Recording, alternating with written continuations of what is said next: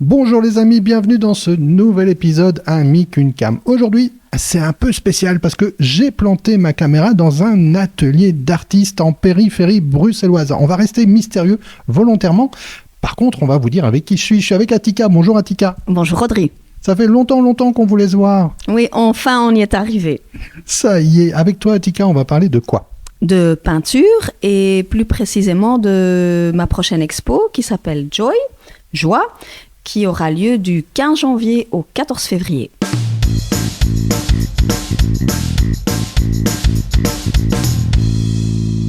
Atika, Joy, ça raconte quoi ? Ça va parler de joie. Il y a un manque de joie en ce moment dans ce monde. Donc il était temps de faire quelque chose de joyeux. En général, mes tableaux sont pleins de couleurs.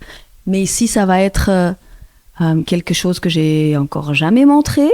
Donc des toutes nouvelles peintures dans la couleur, dans la bonne humeur, même avec un peu un style différent de temps en temps. Donc c'est un peu une expérimentation bien calculée. Oh là, mais c'est mystérieux tout ça. Alors d'abord, pour ceux qui ne te connaissent pas, c'est quoi ton style de peinture ? Je travaille abstraite. Je fais des peintures abstraites, un peu contemporains. De temps en temps, je fais des collages, mais ça, c'est moins. Toujours, je pars d'une émotion. Toujours avec des couleurs. Et c'est très rare que j'utilise du noir. Très, très rare.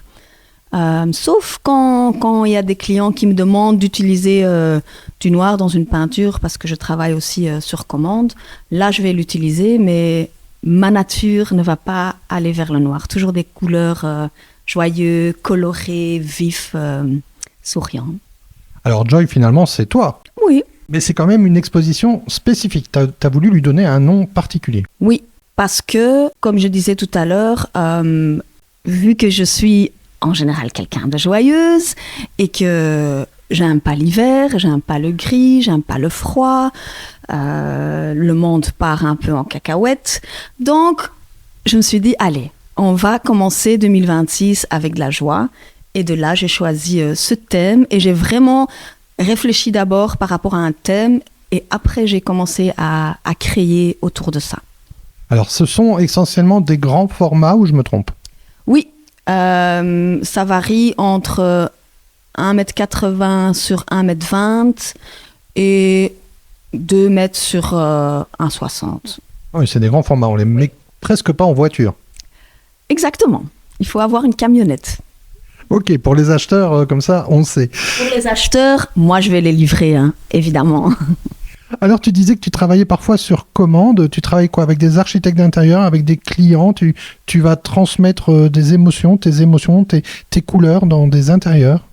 J'ai déjà eu quelques architectes qui m'ont contacté, ou des designers, ou parfois des particuliers qui disent je vais déménager, je veux un intérieur complètement différent, mais c'est important que ce soit dans un ton de couleur. Puis je vais les visiter, on discute ensemble. Parfois, ils me racontent une histoire personnelle sur leur vie et ça me donne des couleurs dans ma tête. Et je vais leur dire, oui, je vois des couleurs comme ça. Et parfois, ça match avec leur ressenti. Et puis, pour le reste, en général, c'est carte blanche. Donc, ils ne vont pas dire, je veux que tu crées un arbre et qu'ils voient un arbre. Non, c'est vraiment, je pars de l'émotion du client à ce moment-là. Alors, tu parlais d'arbre. L'arbre, c'est figuratif, mais est-ce qu'on peut dire que ta peinture à toi, elle est figurative ? Non. Non, je pense pas. Du tout. Mais toi, tu vois des images quand même ou pas ? Comment tu t'y prends ? Comment est-ce que... moi, je dessine par ailleurs parce que je suis architecte de formation, mais forcément, on fait du concret, on fait du représentatif. Toi, tu es dans l'abstrait. Comment est-ce qu'on arrive à se dire, OK, ça, je vais faire de l'abstrait ? Et puis, surtout, quand on fait un tableau abstrait, comment on se dit, voilà, c'est terminé ? C'est une très bonne question. C'est difficile à expliquer, mais c'est le ressenti. Et parfois, quand on demande à nos amis, à mon mari, qu'est-ce que t'en penses? Ah non, hein, c'est pas fini. Et puis non, moi, je sens dans mon ventre un espèce de non, mais et puis là, je sais, ok, ici, je dois arrêter parce que mon ressenti, c'est le bon. Et en soi, c'est moi qui décide. Sauf si c'est à la demande du client. À la demande du client, parfois, je termine, puis je montre une photo, je prends la toile, je vais sur place, on rediscute. Parfois, je fais encore des petits retouches, voilà. Et voilà. Donc, ça, c'est une autre approche. Mais quand c'est pour moi, comme maintenant pour l'Expo Joy, c'est moi qui décide. C'est de l'huile que tu peins? Non, je peins avec de l'acrylique et parfois avec des pigments que je mélange alors avec d'autres médiums pour avoir une couleur. C'est rare que j'utilise vraiment la couleur qui est dans le pot. Je vais mélanger et comme ça, tu crées ta propre couleur qui a une base existante, mais voilà, je préfère que ce soit ma couleur. Est-ce qu'il y a des techniques aussi qui se rapprochent d'impression finalement? J'ai l'impression, là on est devant un tableau tous les deux, que c'est quelque chose qui a été étalé sur une plaque de verre et puis après tu es repassé dessus. En tout cas, il y a une forme de liquide qui a été étalée. Ici, c'est sur papier et elle est juste... Il y a un verre. C'est pour ça que ça a l'air d'être une impression. Mais c'est avec une palette et je travaille beaucoup avec des palettes, des rouleaux.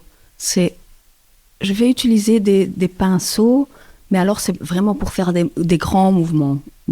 C'est rare que chez moi, tout est grand. Mes émotions, mes peintures, sauf ma taille. C'est ce que j'allais dire, avec tout le respect que je te dois.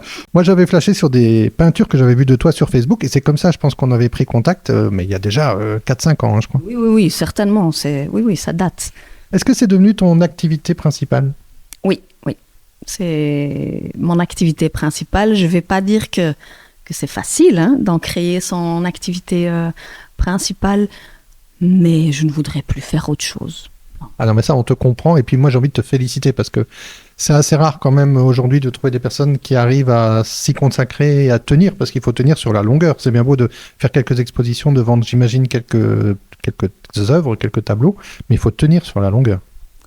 Oui, moi, je me mets chaque année comme focus minimum 3 expositions par année.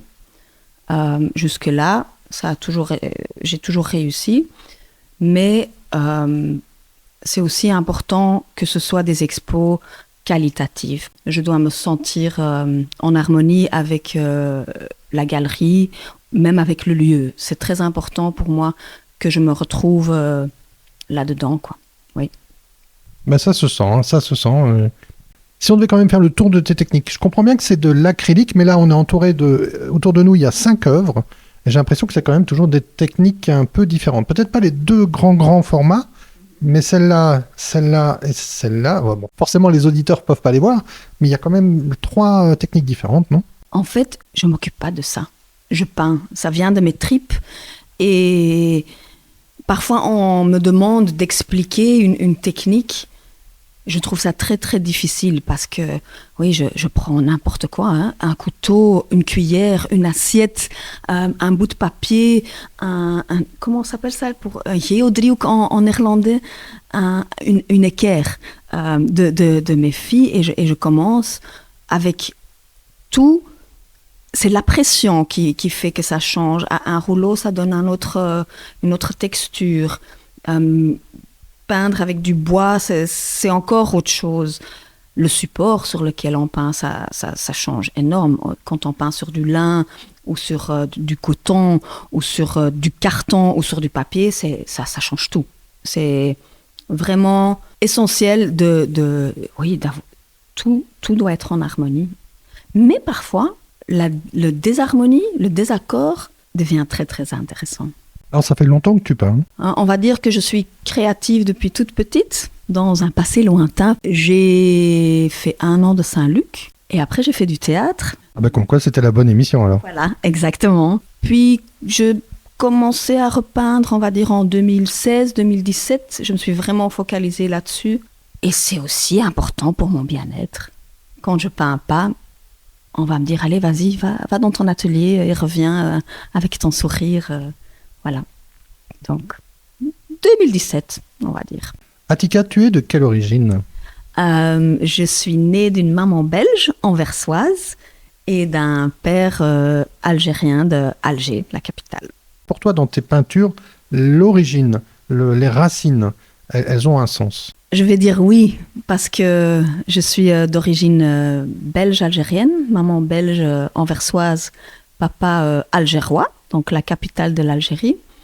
La couleur, moi c'est la couleur, et quand on pense aux pays méditerranéens, c'est quand même la couleur qui prime, même que mon style n'est pas méditerranéen, on va dire. Mais oui, clairement oui, parce que parfois je pars en Turquie, qui n'a rien à voir avec l'Algérie, mais peindre là, sur la terrasse, avec une vue, avec le soleil. En Tunisie, j'ai aussi déjà été peindre le ciel bleu, ça donne une énergie, ça donne... oui, c'est peut-être pour ça que j'aime pas la grisaille. Et le noir. Et le noir. Alors pour terminer, est-ce qu'on peut dire que Attika, c'est une peintre d'énergie, une peintre énergétique? Oui, hein. Oui. Je pense que tu as bien résumé. Énergie dans le mouvement, parce qu'il y a beaucoup de mouvements. Hein, on montrera des photos sur le réseau, mais il y a beaucoup de mouvements. Il y en a où il n'y a que ça, et de la couleur. Moi, je suis daltonien, hein, je le disais avant de préparer l'émission. Donc, malheureusement, je ne peux pas profiter de toutes les nuances. Mais parfois, j'ai envie de dire que l'énergie, elle est douce et elle est cachée, quoi. Elle est dissimulée, quoi. Il y a quelque chose à aller gratter derrière. Oui, il y a des phases dans notre vie. Donc, il y a des moments où on est ferme, où on est plein d'énergie. Il y a des moments où on est un peu plus... Je suis en train de danser, mais vous ne voyez pas ça. Mélodieux, on est un peu plus festif. Un peu, oui, joyeuse, un peu... comment on dit ça? Bubbly. Non, comme une eau pétillant, voilà. Et ça se voit dans les œuvres. Allez, je pense que c'est important qu'on puisse, dans mes peintures, ressentir mon état d'esprit. Est-ce qu'il y a des œuvres à toi qu'on peut retrouver dans des lieux publics, dans des musées? J'ai des travaux à l'étranger. J'en ai en Turquie. Là, ils sont dans des lieux, mais je ne vais pas dire où. Il y en a en Tunisie, dans une galerie. Il y en a Espagne, Hollande,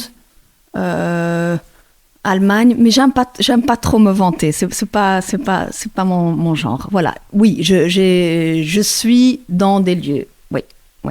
Alors, qu'est-ce qu'elle raconte, ta peinture? On va quand même y arriver. On sait que tu parles de tes émotions, mais il y a autre chose. Parce qu'une fois que tu as peint tes émotions, elles veulent bien dire quelque chose aussi. Oui. Ce que moi, je trouve toujours très frappant, c'est que moi, je commence avec une émotion. Tu clôtures ta toile, tu mets un cadre, et puis tu jettes ton bébé dans le vide, et les gens, ils sont devant. Il y a des gens qui vont dire « Ah, ça me fait rien. Ah, c'est de l'Ikea. » Il y a des gens qui rentrent et ils ont directement un coup de foudre et ils disent « Ah oui, c'est celle-là que je veux ». Ils discutent même pas. Ils la voient, ils tombent amoureux. Et ce que moi, je trouve, comment on dit ça? Émerveillant, je ne sais pas si un beau... Merveilleux. Merveilleux, c'est que souvent, le ressenti que cette personne a, c'est l'histoire que moi, je raconte. Et ça, je trouve... magnifique, parce qu'avec de l'abstrait, c'est pas évident de toucher. Donc c'est un commun langage avec le spectateur, et ça c'est magnifique. Et parfois il y a des gens qui voient quelque chose de figuratif dedans. Alors là, moi je découvre ensemble avec eux, et puis moi je dis ah oui, vous avez raison. Attika, c'est donc une exposition de peinture. Ce sont tes peintures, des grands formats, des couleurs vives, des grands élans, des grands gestes. Mais même avec tout ça, toi, tu n'en as pas assez. Tu veux encore plus. Il y a plus de sens quelque part. Tu veux donner une autre expérience. Oui, je voulais que le spectateur puisse réveiller, je ne sais pas si c'est le bon mot, tous ses sens. Donc, il y aura plein de choses à ressentir, à voir. Et c'est pour ça qu'il faut vraiment venir. Ça va être chouette, ça va être autre chose qu'on connaît de moi. Même que je suis toujours un peu pétillante, ça va encore être plus pétillant. Il y aura quoi? Il y aura du son, il y aura du toucher. On peut dire ça? Oui, on peut dire ça. Il y aura de la musique live. Très chouette garçon, musicien que j'ai trouvé sur les réseaux qui veut venir jouer. Donc, mais j'ai pas trop envie de raconter trop, mais juste, ça va être... on va toucher, on va sentir, on va manger, on va entendre et on va voir. Du Attika. Du Attika, exactement.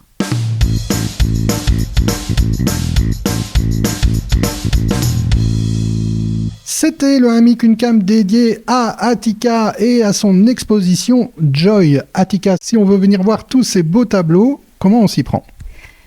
Vous venez tout simplement le 15 janvier à mon vernissage. Tout le monde peut venir au vernissage? Tout le monde peut venir au vernissage à la galerie Galerie, une nouvelle galerie à Molenbeek, rue Edmond van Kouwenberg, 56. Il faut sonner à la porte à partir de 18 jusqu'à 21h30. En soirée donc? En soirée. Avant ou après le resto? Ça, c'est aux personnes de voir. Un tout grand merci Attika. Merci Audrey.